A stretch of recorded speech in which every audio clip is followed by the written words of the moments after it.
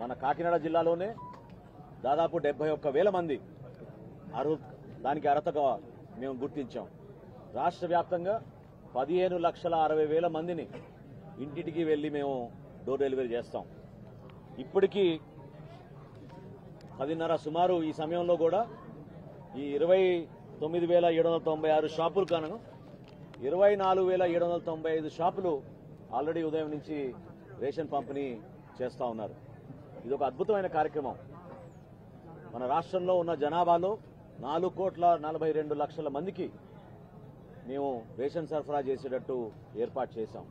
అదే కాదు, అదనంగా 10% కూడా ప్రతి షాప్కి ఎక్కువగా ఇచ్చాం.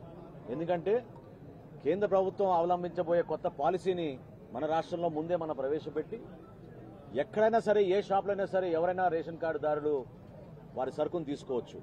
దాన్ని పోర్టబిలిటీ అంటాం. నేషన్ వైడ్ పోర్టబిలిటీ ఎస్టాబ్లిష్ చేస్తున్నారు కాబట్టి ముందుగానే మనం మన రాష్ట్రంలో ఈ కార్యక్రమాన్ని అద్భుతంగా ముందుకు తీసుకొచ్చాం. ఎంతో గర్వకారంగా భావిస్తున్నా నేను.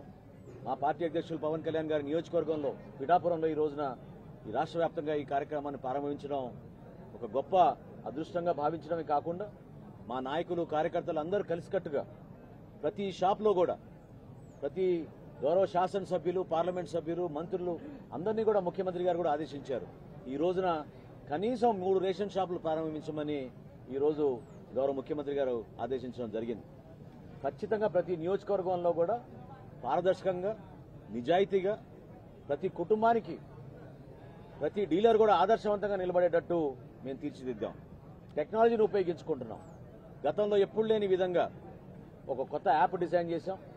ఆ యాప్ ద్వారా ఎప్పటికప్పుడు నమోదు చేసుకుంటూ ప్రతి గంట కూడా మాకు పెన్షన్లు ఏ విధంగా మేము ప్రతిరోజు సమాచారం అందిస్తున్నామో అదేవిధంగా రేషన్ సరుకులు కూడా ఎన్ని షాపుల్లో ఎంతమందికి అందిందో, ఏ గంటకు ఎంతమందికి అందిందో దానిపైన కూడా మేము ఖచ్చితంగా సమాచారం మేము తెచ్చుకుంటున్నాం ఈ టెక్నాలజీ ద్వారా. రాబోయే రోజుల్లో ఖచ్చితంగా మేము మరింత మార్పులు తీసుకొస్తాం. సీసీ కెమెరాలు ఏర్పాటు చేస్తాం. వచ్చిన వినియోగదారులకి సౌకర్యాలు కల్పిస్తాం. ఈ షాపుల ప్రాంతంలో పారిశుద్ధ్యత గురించి అక్కడ ఉన్న డీలర్లకి ఈ వ్యవస్థ పైన వాళ్ళకి పూర్తి అవగాహన వచ్చేటట్టు, ఎవరైనా ఇబ్బంది పడితే అక్కడే మేము పోస్టర్ పెట్టి జాయింట్ కలెక్టర్ గారి నంబరు, మా డిఎస్ఓ నంబరు, తహసీల్దార్ నంబరు, ఆ షాపు డీలర్ పేరు కూడా, ఆయన ఫోటో, ఆయన నంబర్ కూడా అక్కడ చాలా ప్రముఖంగా ప్రచురించి ఎవరికి ఎటువంటి ఇబ్బంది ఉన్నా కూడా దాంట్లో పెట్టమన్నాం. ఇదే కాదు, అక్కడ ఒక క్యూఆర్ కోడ్ కూడా పెట్టాం.